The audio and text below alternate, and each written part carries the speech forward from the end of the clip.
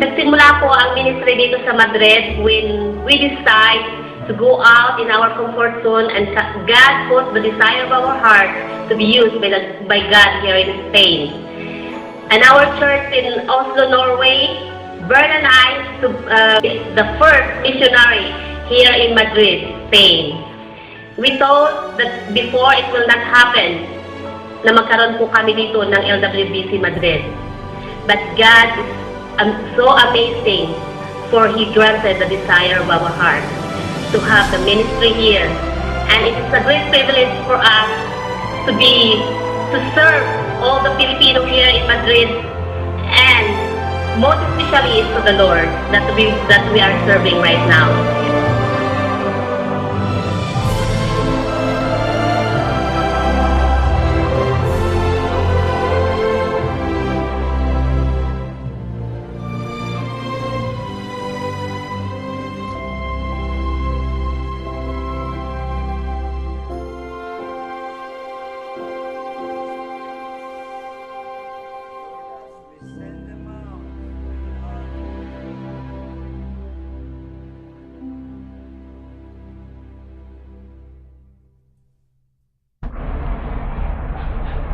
Ang Diyos ay tapat sa kanyang mga pangako. Tunay nga na tinupad niya ang kanyang pangako sa amin. Nag-provide siya ng mga tao na makasama namin upang makapagsimula kami as a group. So, lahat kami ay nanggaling sa iba't ibang church. Bagamat napakabuti ng Panginoon sapagkat nagbigay siya ng mga tao na makasama namin. So, we have this Living Word Bible Center in Madrid right now.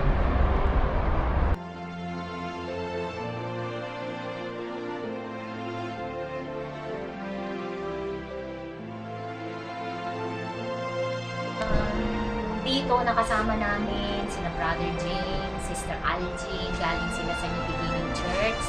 Nakasama din namin dito si Sister Arlene at saka si Sister Freda, galing sila sa All Nation Church. Maging kina Pastor Lino nakasama rin namin si Pastor Solomon that time. Meron din palang tatlo nakasama ko. Nagaling din sa church namin sa Oslo. Sister Evelyn, si Sister Rose, at saka si Sister Mai. Naging kasama din namin sa fellowship that time. Si Pastor Ray, nagaling sa Salvation Church. Hindi ko na maalala kung ano yung church na yon.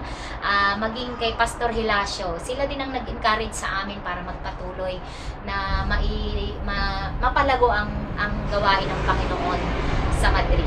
So, purihin ang Diyos.